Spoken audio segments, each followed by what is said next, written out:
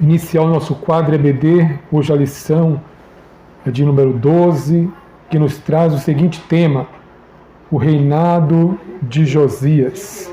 Também, queridos, vamos fazer aqui uma pequena leitura do primeiro tópico da lição, no seu primeiro ponto, que nos fala: Josias repara o templo. Achei o livro da lei do templo do Senhor. Com seu desejo de realizar o reparo da casa do Senhor, Josias ordenou a Safã, o escrivão, e aos outros assessores que fossem ao encontro do sumo sacerdote Ilquias e arrecadasse todos os possíveis recursos financeiros. Aqui nós vemos o rei Josias, o rei do sul, aonde ficava a tribo de Judá e também de Benjamim. Mas o que me chama a atenção é que antes do rei Josias, vieram reis que levaram o povo de Deus a transgredir os seus mandamentos. Mas agora, quando Josias sobe ao trono, ele sente o impacto de Deus no seu coração. E a primeira coisa que ele fez foi reparar, consertar a casa do Senhor. A casa do Senhor ficou por muito tempo fechada, porque os reis anteriores não tinham compromisso com as coisas de Deus. Os reis anteriores de Judá não tinham compromisso em adorar a Deus. Com isso, até mesmo os sacerdotes deixaram de fazer a sua função, que era de sacrificar e levar o povo ali a ter a comunhão com o Senhor, seu Deus. Mas quando Josias ele sobe o trono, ele pede para que o povo de coração doasse algum dos seus recursos para repararem a casa de Deus, porque o templo estava por muito tempo fechado e com isso tinha algumas coisas que precisavam ser consertadas. Então ele manda Safã ir ao encontro de Ilquias, que era o sumo sacerdote naquele tempo, levando assim, pegando a arrecadação que fora assim doada pelo povo ali na porta do templo.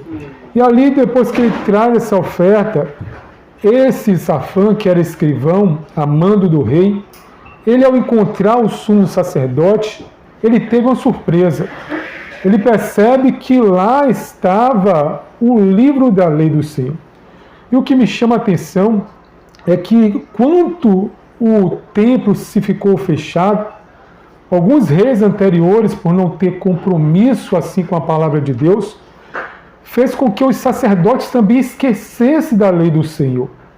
E o livro da lei estava perdido dentro do templo de Deus.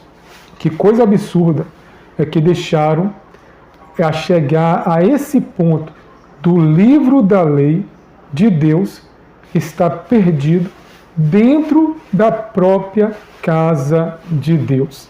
Então, por aí nós vemos a degradação espiritual que o povo de Judá estava passando. Subia um rei ímpio e levava todo o povo à impiedade. Mas quando subiu um rei que adorava a Deus, que estava na brecha, Deus, através dele, trouxe uma grande reforma para o povo de Judá. E nesse primeiro tópico da lição, nos traz a síntese do primeiro tópico, que nos fala: a prática da leitura e da meditação da palavra de Deus nos conscientiza sobre os nossos pecados. Ou seja, quando nós meditamos na palavra de Deus, nós vemos como se fosse um espelho. Através da palavra de Deus, nós vemos o quanto precisamos melhorar. Nós vemos, através da palavra de Deus, que precisamos deixar o caminho da impiedade. Por isso, a palavra de Deus em Provérbios nos diz: ensina o menino no caminho em que deve andar, para que quando ele envelhecer, quando ele crescer, ele não vai se apartar dos mandamentos do Senhor. A meditação da palavra de Deus é fundamental na vida do cristão. Vamos para o nosso segundo tópico da lição. Eu vou fazer uma pequena leitura que nos diz o seguinte: a leitura do livro diante do povo. Josias, como líder zeloso pelo cumprimento da palavra de Deus, sabia que a reforma não teria êxito se todos não fossem envolvidos. Por isso convidou todas as autoridades de Judá e também de Jerusalém.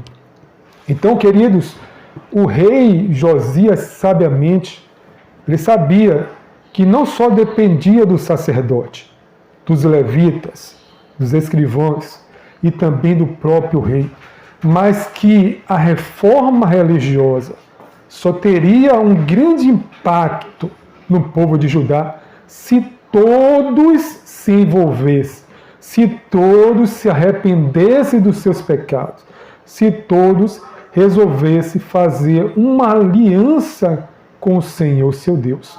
E ali todo o povo foi convidado. E o que me chama a atenção é que não só o povo de Judá e de Benjamim foi convocado, mas também o povo que estava lá na parte do Reino do Norte, para também participar desse conclave espiritual, desse concerto e dessa aliança que o povo estava querendo fazer com Deus. Então, nós sabemos que todos têm que se empenhar para estar na presença de Deus. Hoje em dia, a igreja, que é o corpo de Cristo, se todos os membros se envolverem para buscar Deus, para buscar os dons espirituais, para estar na comunhão com Deus, a igreja vai ser impactada, a igreja vai ser beneficiada. A igreja não depende só do pastor para que os dons de Deus venham sobre a igreja. Todos os membros e congregados devem buscar Deus, devem viver uma vida de comunhão, uma vida de temor, tendo seus corpos, como diz Paulo, em sacrifício vivo e santo, que é agradável a Deus.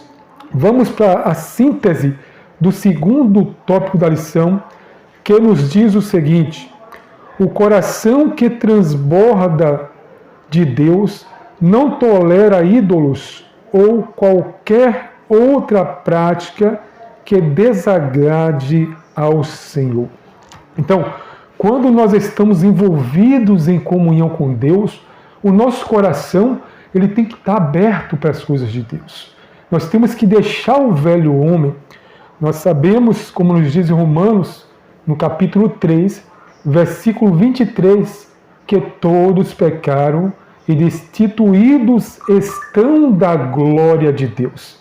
Mas o que me chama a atenção é quando nós abrimos o nosso coração para Cristo, Ele agora traz de novo aquela comunhão que havíamos perdido, desde lá da queda de Adão e Eva.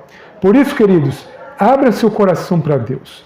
Deixe que Deus faça morada, deixe que Deus conduza as suas atitudes, para que assim você ande de vitória em vitória. Mas eu vou pedir para que o nosso querido profeta Sérgio, que está aqui, ele vai fazer a leitura do terceiro tópico da lição e também comentar um pouco, professor Sérgio. Deus, é isso mesmo, Sérgio. O que me chama também a atenção, meu querido, é que a celebração da Páscoa, desde o tempo de Samuel, não havia essa celebração de tão grande que foi a celebração através do reinado de Josias. Então o impacto foi grande. E nós sabemos que a Páscoa é uma das festas que está ali no calendário judaico de grande importância. Primeiramente, porque foi através da Páscoa, que foi o grande livramento que Deus deu ao povo de Israel quando estava ainda no Egito, quando estava ali sob a mão de Faraó. E Deus ali pediu para que colocasse o sangue do cordeiro sobre os umbrais da porta de cada israelita. E à noite ia passar o anjo da morte. E todos que estivessem dentro da casa e na porta dos umbrais estivesse a marca do sangue, o anjo da morte passaria por cima, né? Então a Páscoa simboliza passar por cima, né? O grande livramento que Deus deu ao povo de Israel. Então a Páscoa tinha na mente de Israel tanto essa parte do grande livramento que Deus deu e também a saída, né, para uma nova vida, que o povo ia sair do Egito e ia em direção à terra prometida, a terra de Canaã. Então, queridos, a síntese desse terceiro tópico da lição nos fala: a Páscoa é uma das mais importantes celebrações da Bíblia. Tais celebrações são fundamentais para nos lembrar das festas e dos feitos do Senhor. Então, queridos, quando nós, e o povo de Israel no caso aqui, celebrou a Páscoa, eles estavam lembrando dos feitos de Deus, acerca dos livramentos, acerca da condução de Deus, né, levando o seu povo até a terra prometida, a terra de Canaã.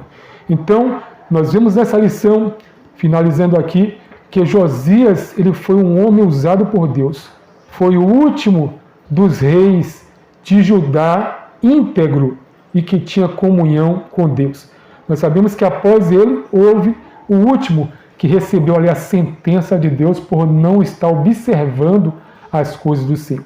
Mas daquele que tinha comunhão com Deus, no Reino do Sul, ele foi o último e que andou segundo ali os preceitos de Deus, e também ele teve ali o apoio, né, do profeta Isaías, que também trouxe ali, né, uma influência para que ele viesse assim ter um coração quebrantado na direção de Deus. Assim, queridos, finalizamos mais uma lição da Escola Bíblica Dominical, uma lição muito importante e que nos ensina que devemos sempre manter a comunhão com Deus.